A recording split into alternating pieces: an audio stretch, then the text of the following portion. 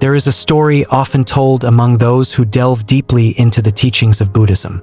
It is said that a young man, weighed down by life's endless questions, once approached the Buddha.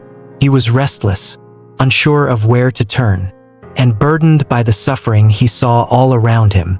"Master," he asked, "what is the meaning of all this? What is the purpose of life?"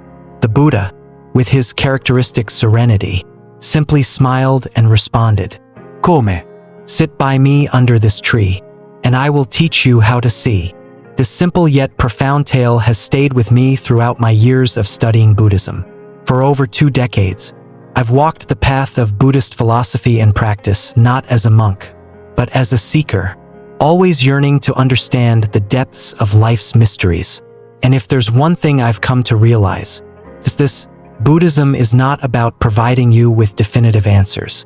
Instead, it teaches you how to see, how to feel, and how to live in harmony with the reality that surrounds us. Imagine yourself standing at the edge of a vast, still lake. The surface is smooth as glass, and the world reflects perfectly within it. But as you take another step forward, you toss a pebble into the water. Ripples spread outward, distorting the reflection. This, in essence, is how our minds work. At their core, our minds are calm and clear, capable of reflecting reality as it is. But life, the endless cycle of desires, fears, and attachments, throws countless pebbles into our lake, and we struggle to see clearly. Buddhism, at its heart, is the art of calming those ripples. My journey into Buddhism began not with a grand revelation, but with curiosity. Growing up, I was surrounded by people who sought answers in religion, philosophy, and the sciences. Yet no matter how many books I read or lectures I attended, I always felt that something was missing. The truths people spoke of felt distant, as though they existed in some abstract realm far removed from daily life. And so, one day, I decided to visit a Buddhist temple, not out of devotion, but out of a quiet hope that perhaps I might find a glimpse of clarity. The temple was simple, its walls adorned with images of the Buddha and symbols of the Eightfold Path. Yet what struck me most was the atmosphere of peace that seemed to pervade every corner. I remember watching an elderly monk sweep the courtyard with slow, deliberate movements. There was nothing hurried or mechanical in his actions. He was fully present, as though the simple act of sweeping carried the weight of the universe. It was then that I realized something profound. Buddhism is not about escaping life. It is about being fully alive in each moment. Over time, as I immersed myself in Buddhist teachings, I discovered the 4 noble truths, the foundation upon which all of Buddhism rests. The first truth, dukkha, teaches us that life, by its very nature, is marked by unsatisfactoriness. This doesn't mean life is devoid of joy or beauty, but rather that even the most joyous moments are tinged with impermanence. The second truth reveals the origin of this suffering. Our cravings, attachments, and desires, like a moth drawn to a flame, we chase after fleeting pleasures, only to find ourselves burned by their impermanence. The third truth, however, offers hope. It tells us that by letting go of these cravings, we can find freedom from suffering. And finally, the fourth truth, the Eightfold Path, provides us with a practical guide to living a life of wisdom, ethics, and mindfulness. These truths, though seemingly simple, hold within them the power to transform not only individual lives but the very fabric of society. Let me share with you a memory that has stayed with me for years. I once had the privilege of meeting a woman who had survived unimaginable hardship. She had lost her family, her home, and nearly her life during a time of great turmoil. Yet when I met her, she radiated a sense of peace that was almost palpable. Curious, I asked her how she had managed to find such serenity amidst the chaos of her past. She smiled and said, "I learned to let go, not of the memories, they are still with me, but of the anger, the bitterness, the desire for things to be different. And in letting go, I found peace." Her words echoed the teachings of the Buddha, who often spoke of the importance of understanding and releasing attachment. We cling to so much in life, our possessions, our relationships, our identities, and yet, like sand slipping through our fingers, none of it is truly ours to keep. Buddhism does not ask us to reject the world or renounce joy, but rather to hold it with an open hand, appreciating its beauty without being enslaved by it. As my understanding of Buddhism deepened, I began to see its relevance in every aspect of life. In the workplace, it teaches us to act with integrity and mindfulness, rather than being driven by ego or greed. In relationships, it reminds us to approach others with compassion, seeking to understand rather than judge. And in moments of solitude, it offers us the tools to cultivate inner peace through meditation and self-reflection. One of the most transformative practices I've encountered is vipassana meditation, often referred to as insight meditation. During one retreat, I spent 10 days in silence, observing my breath, my thoughts, and the sensations of my body. First, it was excruciating. My mind rebelled against the stillness, throwing up memories, worries, and doubts. But gradually, as I persisted, I began to glimpse a profound truth. Beneath the noise of the mind lies a stillness that cannot be shaken. It is this stillness that Buddhism invites us to discover. A stillness that is not dependent on external circumstances but arises from within. As I share these reflections with you, I am reminded of the Buddha's final words to his disciples: "Be a lamp unto yourselves." These words are a call to action, a reminder that the path to enlightenment is not something we can find outside of ourselves. It is not in temples, books, or even the teachings of great masters. It is within us, waiting to be uncovered. And so, as we begin this journey together, I invite you to approach Buddhism not as a set of doctrines or rituals, but as a living, breathing practice. Ask yourself, what are the ripples in my lake? What am I holding onto that prevents me from seeing clearly? And most importantly, how can I take the first step toward stillness, toward freedom, toward peace? The answers may not come immediately, but remember, as the Buddha told the young man under the tree, it is not about finding the answers, it is about learning to see. Let us embark on this path together, one step at a time.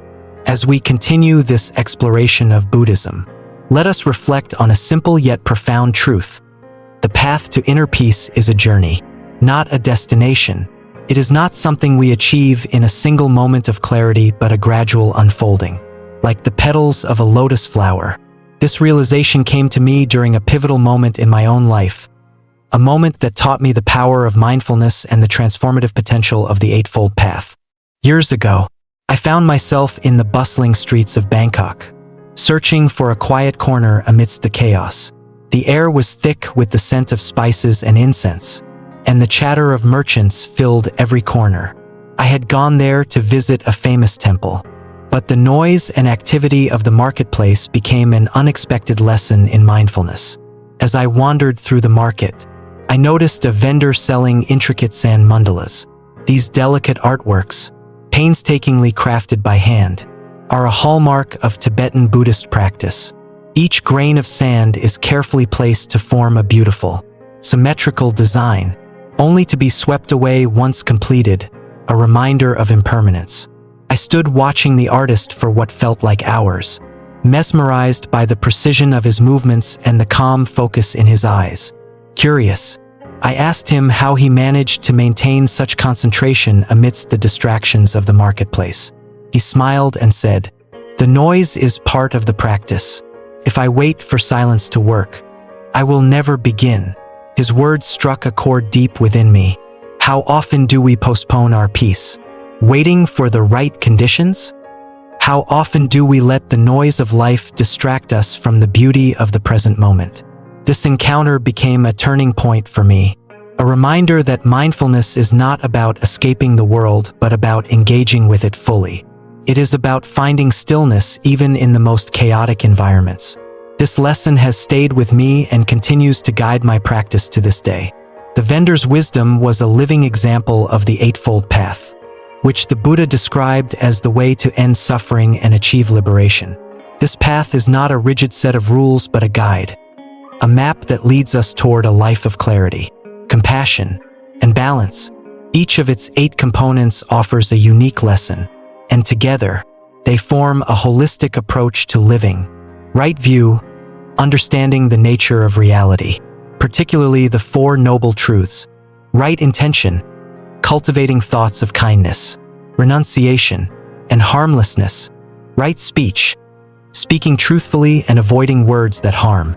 Right action, living ethically, refraining from actions that cause suffering. Right livelihood, earning a living in ways that align with one's values. Right effort, making a conscious effort to cultivate positive states of mind. Right mindfulness, developing awareness of the present moment. Right concentration, practicing meditation to deepen mental focus and tranquility. Each step on this path is interconnected, much like the spokes of a wheel. To neglect one aspect is to weaken the whole. Yet even the smallest effort can create ripples of change. One of the greatest challenges I faced in practicing the Eightfold Path came during a time of personal conflict. A close friend and I had a falling out over a misunderstanding. Harsh words were exchanged, and the bitterness lingered for weeks. My pride urged me to wait for an apology. But deep down, I knew that holding on to resentment would only prolong my suffering. It was during a meditation session that the teachings of right intention and right speech surfaced in my mind. I realized that clinging to anger was like holding a burning coal, hoping it would harm the other person. The only way to find peace was to let it go. The next day, I reached out to my friend, not to demand an apology, but to express my own regret for the hurtful words I had spoken. To my surprise, my gesture was met with warmth, and our friendship was mended. This experience taught me that the Eightfold Path is not merely a set of ideals. It is a practice that must be lived in the messiness of real life. It requires humility, courage, and a willingness to look honestly at oneself. Another pivotal moment in my journey came during a visit to a remote monastery in the mountains of Nepal. The monks there lived a life of simplicity, meditating for hours each day and dedicating themselves to the study of impermanence. One evening, as the sun dipped below the horizon, the head monk invited me to join him for a walk. We strolled through the monastery's garden, where the flowers bloomed in vibrant colors. "Do you see these blossoms?"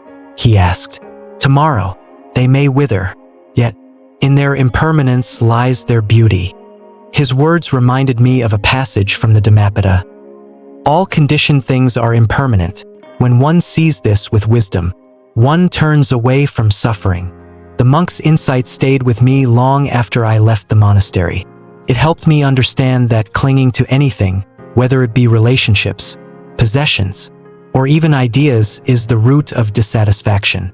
When we accept impermanence, we can embrace life with a sense of gratitude and openness, unburdened by the fear of loss. Meditation, too, has been a cornerstone of my journey. It is in the silence of meditation that I have found the most profound insights. During one retreat, I spent 10 days in solitude, focusing solely on my breath. First, my mind resisted, throwing up distractions and doubts. But as the days passed, I began to experience moments of deep clarity, a sense of being fully present, free from the grasp of past regrets or future worries. One particular moment stands out. As I sat in stillness, I became acutely aware of the rhythm of my breath. It was as if each inhale and exhale were a thread connecting me to the universe. In that moment, I understood what the Buddha meant when he said, "Peace comes from within. Do not seek it without." Buddhism is not confined to temples or meditation halls. Its teachings are meant to be lived in the everyday, whether it is practicing compassion in our interactions, finding joy in simple moments, or approaching challenges with equanimity. The principles of Buddhism offer a way to navigate life with grace. One practice that has been particularly meaningful for me is metta, or loving kindness meditation. This involves silently repeating phrases of goodwill, first for oneself and then for others, even those with whom we have conflicts. Over time, This practice has softened my heart and deepened my capacity for empathy. As I write these words, I am reminded that the path of Buddhism is not a straight line but a winding road, full of detours and discoveries. It is a journey that requires patience, perseverance, and an open heart. And while the destination may seem elusive, the journey itself is rich with meaning. In the end, Buddhism is not about escaping the challenges of life but about embracing them with wisdom and compassion. It is about seeing the world as it truly is and finding peace in that understanding. As the Buddha said, "No one saves us but ourselves. No one can, and no one may. We ourselves must walk the path." So let us walk this path together, not as masters, but as fellow travelers. Let us seek not perfection but progress, not answers but understanding. And as we journey forward, may we find not only peace within ourselves but also the strength to share that peace with the world. The story of the Buddha's life is a reminder that even the most ordinary moments can become extraordinary when viewed through the lens of mindfulness. Whether we are sitting under a tree, walking through a marketplace, or simply breathing in silence, every moment holds the potential to teach us something profound. It is up to us to listen, to see, and to grow. The journey, my friends, has just begun. As we continue our journey into the teachings of Buddhism, let us pause to reflect on the threads that connect all aspects of this path. Each teaching, each practice, is like a single thread in a vast tapestry. Individually, they are beautiful, but together, they form something far greater, a picture of life's profound truths. To understand this tapestry, we must not only see the threads but also the hands that weave them. Over the years, I have come to see that the weaver of this tapestry is none other than the human heart. It is in our hearts that wisdom, compassion, and understanding take root, and it is through the choices we make, day by day, that the tapestry of our lives unfolds. Let me share a story that has stayed with me for many years.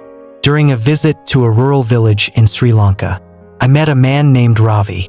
He was a humble farmer, known in his community for his generosity. Despite his modest means, Ravi would often share his harvest with neighbors in need. When I asked him why he gave so freely, his answer was simple yet profound. "In giving, I lose nothing. What I give returns to me as joy."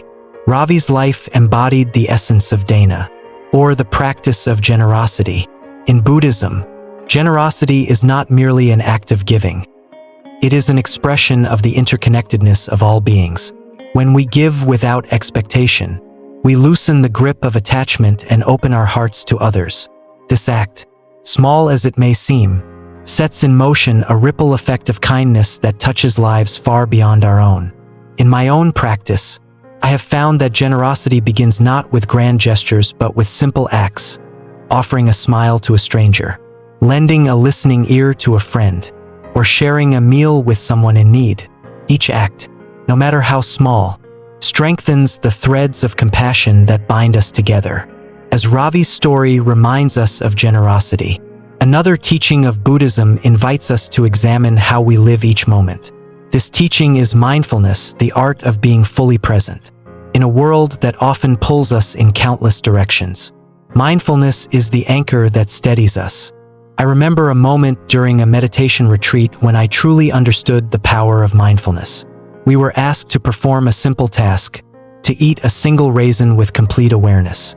At first, I thought it was a trivial exercise, but as I held the raisin in my hand, noticing its texture, its weight, and its scent, I realized how often I rush through life without truly experiencing it.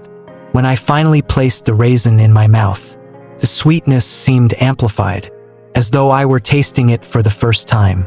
This small exercise taught me a profound lesson. The present moment, when fully embraced, is far richer than we imagine. It is not the quantity of moments that matters but the quality of our attention. Mindfulness is not confined to meditation cushions or retreat centers. It can be practiced in the most ordinary moments when washing dishes, walking in nature, or even sitting in traffic. Each moment offers an opportunity to return to the present and to experience life with a sense of wonder and clarity.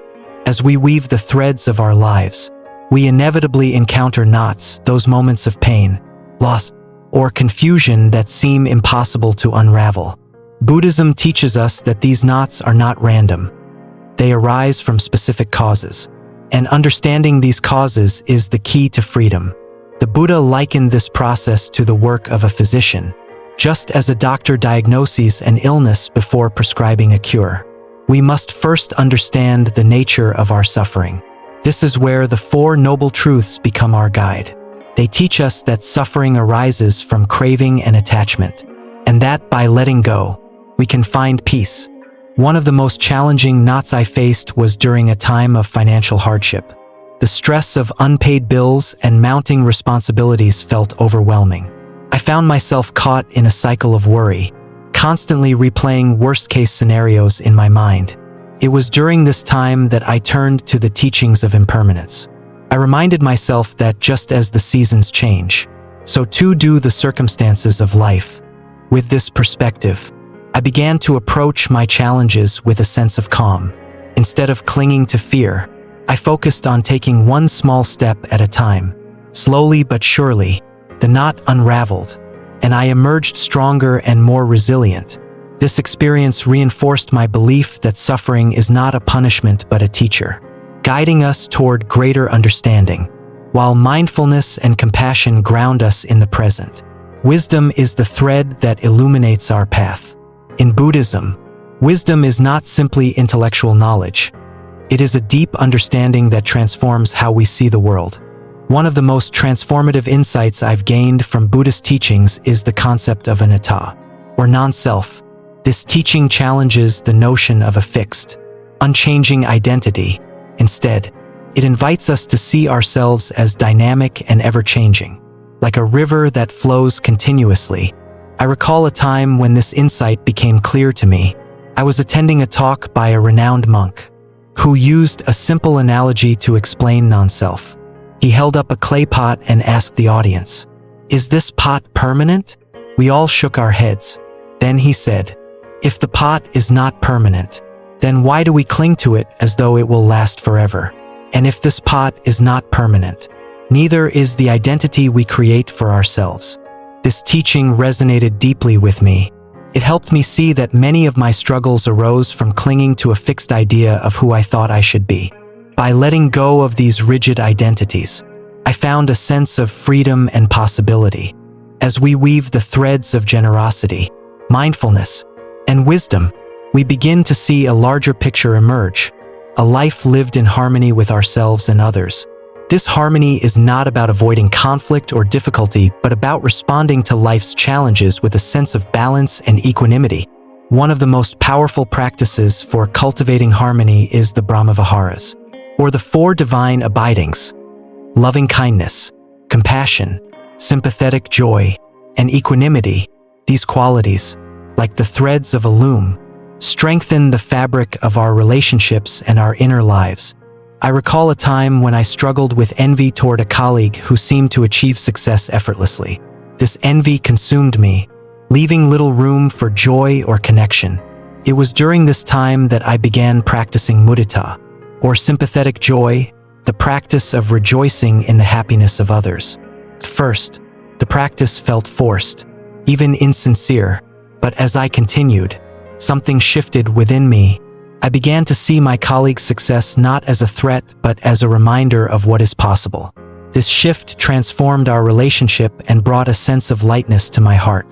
As we near the end of this reflection, let us return to the image of the tapestry. Each thread, whether it be an act of compassion, a moment of mindfulness, or an insight into impermanence, contributes to the larger picture of our lives. The beauty of this tapestry lies not in its perfection but in its authenticity. Buddhism reminds us that the threads of our lives are not fixed. They are constantly being woven and rewoven. With each choice we make, we have the opportunity to create something meaningful and beautiful. In closing, I invite you to reflect on the tapestry you are weaving. What threads are you choosing to bring into your life? How are you responding to the knots and challenges that arise? And most importantly, how can you weave wisdom, compassion, and mindfulness into the fabric of your days? The answers, as always, lie within you. As the Buddha said, your work is to discover your work and then, with all your heart, to give yourself to it. May your journey be one of discovery, and may the tapestry of your life be rich with meaning and beauty. This, my friends, is the gift of the weaver, the ability to create something extraordinary from the threads of the ordinary. Let us cherish this gift and use it wisely. The loom is in your hands. As we near the end of this journey together, I find myself returning to a question that has guided me throughout my years of study and practice. What does it mean to live a complete life? This question, simple on the surface, carries profound depth. To live fully is not merely to exist, but to weave each moment into a tapestry of purpose, presence, and peace. In the teachings of Buddhism, completion is not about reaching a final destination or achieving perfection. Rather, it is about aligning ourselves with the flow of life, accepting its impermanence, embracing its challenges, and finding joy in its moments of stillness and motion. In these final reflections, let us explore how we can carry the lessons of Buddhism into every corner of our lives, allowing the threads of wisdom and compassion to guide us toward a life of wholeness. A story often told in Buddhist circles speaks of a master and his student walking along a riverbank. The student, frustrated with his inability to find peace, exclaimed, "Master, why does serenity escape me? Why is life filled with so much change and uncertainty?" The master, silent for a moment, picked up a handful of sand and held it tightly in his fist. The grains slipped through his fingers and scattered in the wind. Then, he opened his palm, allowing the sand to rest quietly in his hand. "The more tightly you cling," he said, "the more you lose. Open your hand, and the world rests within your grasp." This story reflects one of Buddhism's central teachings, anicca, or impermanence. Everything we encounter, our joys and sorrows, our successes and failures, is in a constant state of flux. Like the river that flows endlessly to the sea, life moves forward, carrying us with it. Accepting impermanence is not an act of resignation but a call to live fully in the present. It teaches us to let go of our need to control and to embrace the beauty of each moment as it is. When we stop resisting the flow of life, we find that peace arises naturally, like a flower blooming in its own time. In my own life, there was a time when letting go felt impossible. I had poured my heart into a project, a book I had written over the course of several years. When the manuscript was rejected by publishers, I was devastated. My identity had become so intertwined with this work that its rejection felt like a personal failure. For weeks, I carried the weight of disappointment, unable to move forward. It was during a meditation session that I found clarity. I recalled the Buddha's teaching that clinging, whether to success, relationships, or even ideas, is the root of suffering. I realized that my attachment to the outcome of my work was preventing me from seeing its true value. The act of creating the book, the lessons I had learned, and the joy of the process itself were far more meaningful than any external validation. With this understanding, I began to let go. I did not abandon the project but approached it with a lighter heart, free from the need for approval. In time, I found new opportunities for the manuscript, but more importantly, I rediscovered the joy of writing for its own sake. This experience taught me that letting go is not about giving up. It is about freeing ourselves from the chains of expectation and finding peace in the process. Another teaching that has profoundly shaped my understanding of life is the concept of interbeing, a term popularized by the Vietnamese Zen master Thich Nhat Hanh. It speaks to the interconnectedness of all things, that no being, no object, exists in isolation, just as a tapestry is woven from countless threads. Our lives are deeply intertwined with those of others. I first experienced the power of interbeing during a visit to a community that practiced mindful living. Each morning, the residents would gather to prepare meals together, their movements synchronized like a graceful dance.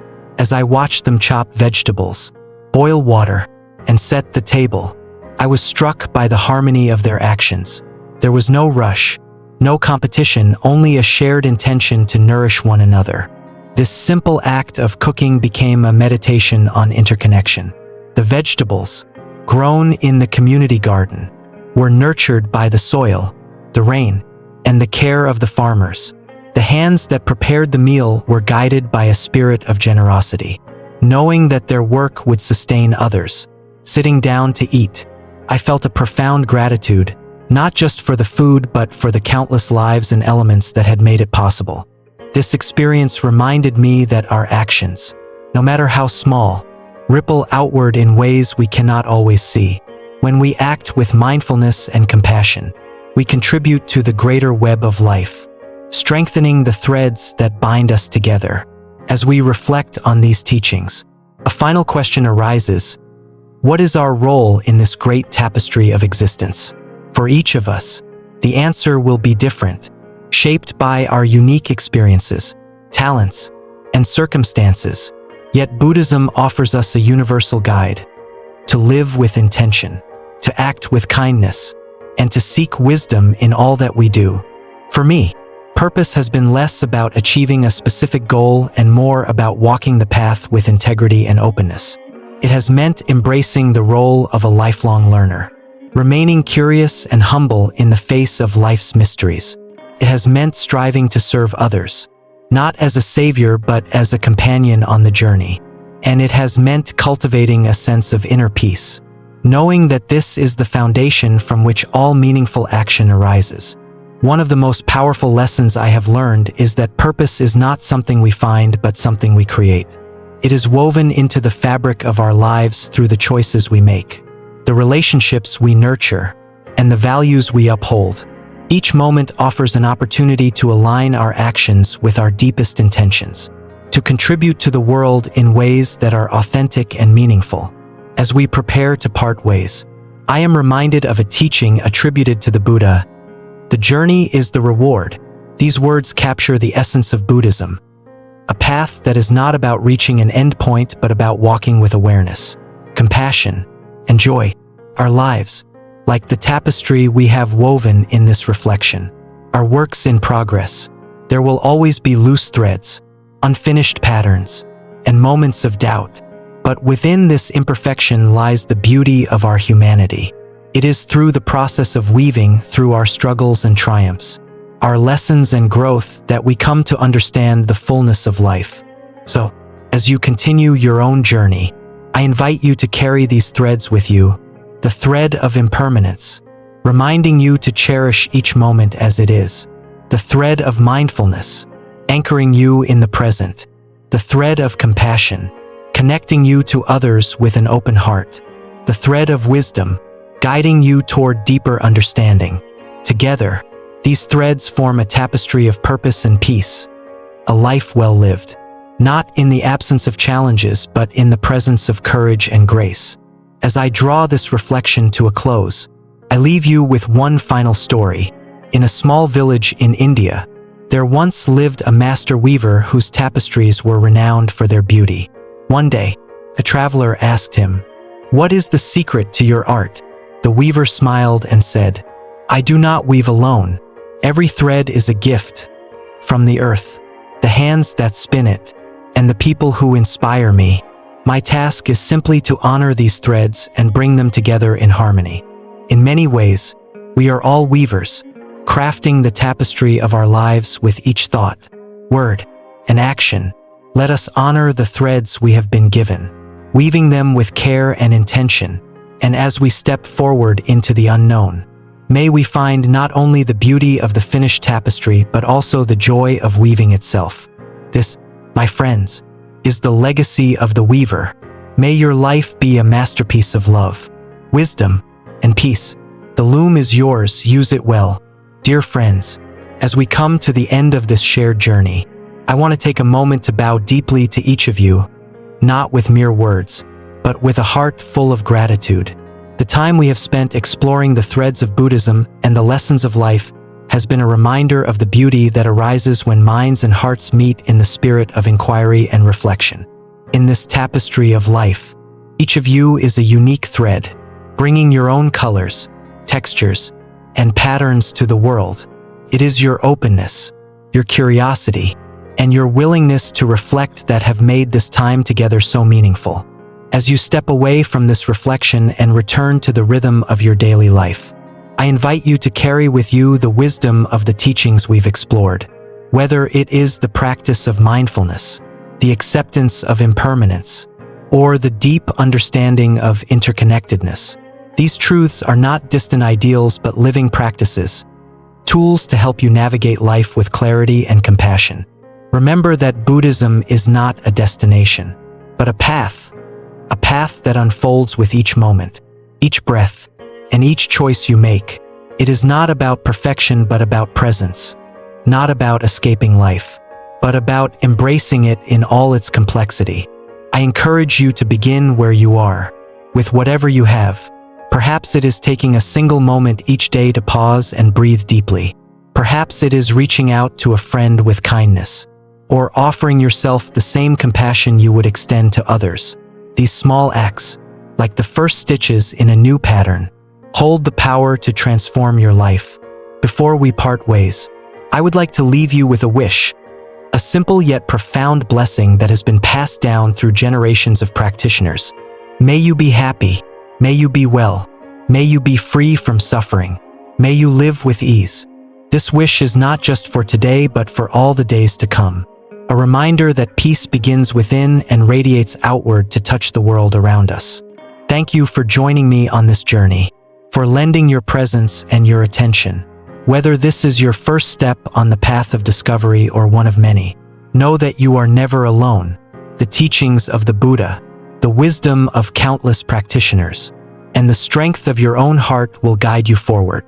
Until we meet again, whether in another reflection or in the quiet moments of shared humanity, I bow to the light within you. May your path be filled with clarity, courage, and compassion. Namaste and Nam Buddhaya.